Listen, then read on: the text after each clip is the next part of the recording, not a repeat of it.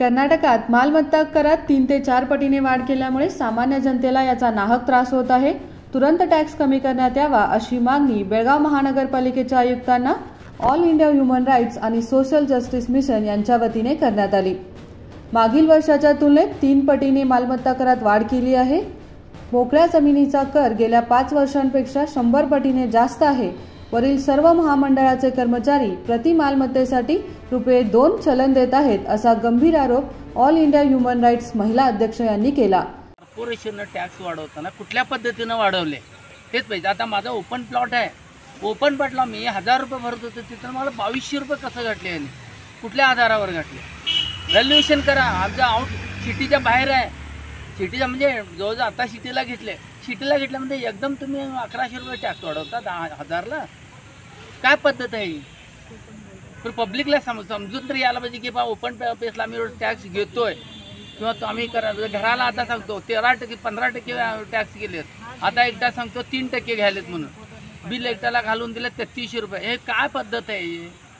हां, एकेकाला double bill, एकेकाला अर्ध bill तर व्यवस्थित यायला पाहिजे। कमीत कमी माणसानं काय करायचं, गरीब माणसानं काय कुठल्या पद्धतीने जगडायचं? आता आम्ही तर तिथं लाईन लावलो, तिथं माझं बिल किती आलं सांगा?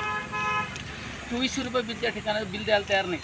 आता हे 1000च्या ठिकाणी बिल माझं 2200 रुपये येतं आहे।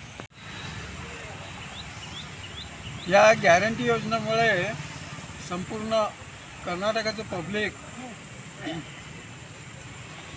त्याला कोणता विचार करावा याबद्दल काळजी वाटून लागलेली आहे।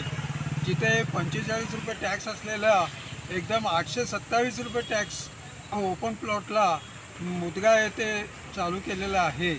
कोणतंही अगोदर ॲडव्हान्समध्ये नोटीस न देता एकदम हे कर लावायला चालू केलेले आहेत।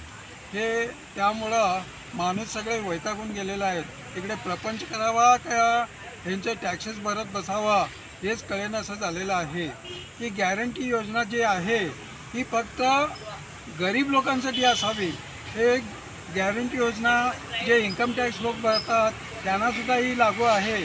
त्यामुळं काय झालेलं आहे, या कर्नाटक राज्यामध्ये हे जे बेनिफिट फक्त हे श्रीमंत लोक उचलतात आणि गरीब लोक वाट बघत बसतात। आज विधवा पेन्शन झाल्यानंतर सिनियर सिटीजनचं पेन्शन यासाठी लोक रोज तहसीलदार ऑफिसमध्ये लाईन लावून वाट बघतायत की आम्हाला 5-5 महिने झाले, 6 महिने झाले, अजून आमच्या खात्यावरती रक्कम जमा होईना झाले।